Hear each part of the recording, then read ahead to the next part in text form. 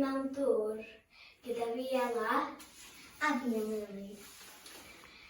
Oeddwn ni'n gobeithio i wneud yr arbrawf yma mewn pwll nofio, ond nath y dolydd newid, felly rydyn ni yn y bath.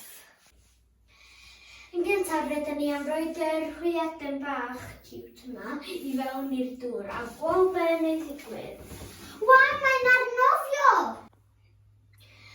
Ydy Lily, oherwydd mae'r brigws y dŵr sydd yn gwthio i fyny a pwysa'r hwyaden sydd yn gwthio lawr yn cytbwys. Waw! Felly mae'n aros ar wyneb y dŵr. Nesaf, siampŵ. Be wneud ddigwydd dwch?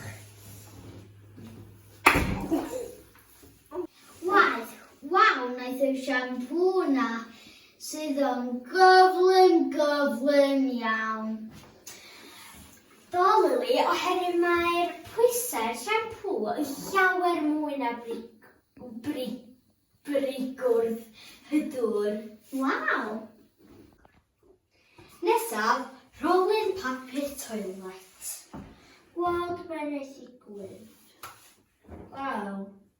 Mae'n rhasydd o. Yndi, mae'n mynd yn lawr. Mae'n mynd yn lawr yn fflo bach. Waw! Waw! Ela, wnaeth chdi weld y rolyn toilet sydd o yn ara bach?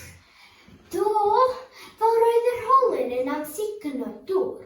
Rhaid Grym y dŵr, sef brigwrth yn cryfhau ac yn tynnu'r rolyn i lawr yn ara deg. Rwan, beth am y cychod?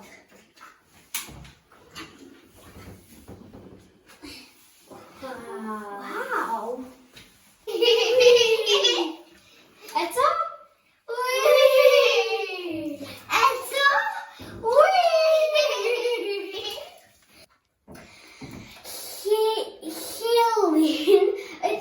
Siap ar y cychod yma, ac mae'r siap yma'n helpu iddo symud yn hawdd yn y dŵr, sef y siap yma.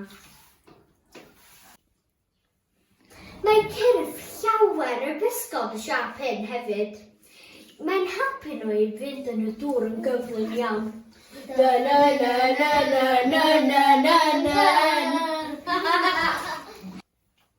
Rydw i yn hoffi gwneud ymarfer corff yn y dŵr, a rydw i'n teimlo rydw i yn gallu gwneud mwy o ymarfer corff yn y dŵr na dwi ar y tir.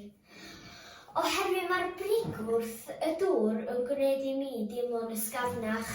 Dyna beth sy'n digwydd. Diolch am wylio, rydw i wedi mwynhau'r arbrawf yma. Rwan rydym ni am mwynhau y dŵr.